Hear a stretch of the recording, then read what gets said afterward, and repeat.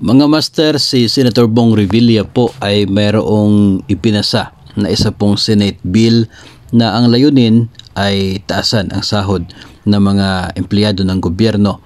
Noong una po ang ating mga nabanggit dito sa ating mga videos ay bills na galing sa House of Representatives, at ngayon ito po yung counterpart na dapat din pong mayroon sa Senado naman. Kasi bawat isa sa kanila, yung Senado at House of Representatives, ay dapat po magpasa ng batas para sa salary increase. So dito po sa Senate Bill number 2296 ni Senator Bong Revilla, ang kanya pong layunin ay isa pong across the board annual 10% increase for government officials mula January 1, 2024 hanggang sa taong 2027.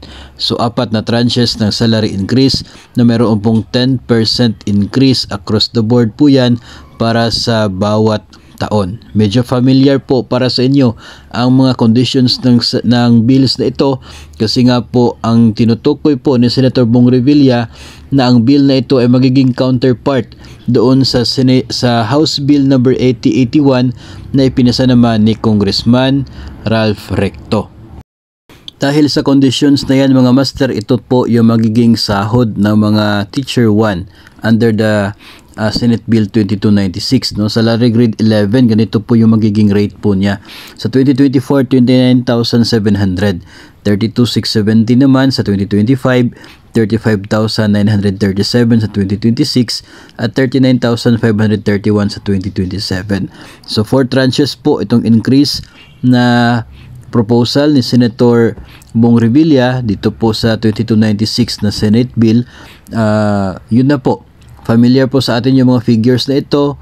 Katulad po ito doon sa laman ng House Bill 8081 ni Congressman Ralph Recto. Ito po yung counterpart bill niya doon sa Senado, kaya natural lamang po na magkapareho yung kanila pong mga nilalaman.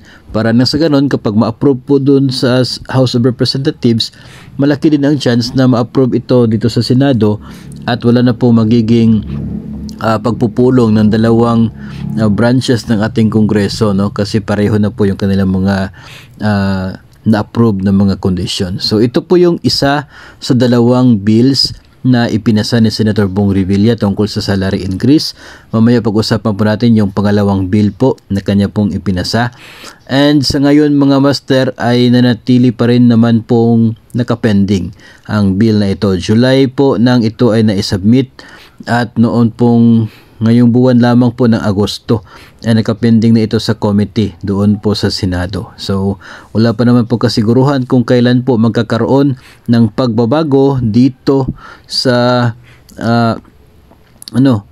improvements dito sa mga bills na ito, pero sigurado po natin dyan ay magkakaroon po talaga ng galawan dyan bago magtatapos itong taon na ito, especially dahil mismong ang DBM ay nag-set aside ng pondo at ang Pangulo ay sinasabi talaga na magkakaroon ng salary increase. So abangan na lamang po natin mga master kung ano pa yung magiging dagdag na bersyon sa Senado at kung ano man po yung magiging batas pagdating po ng tamang panahon.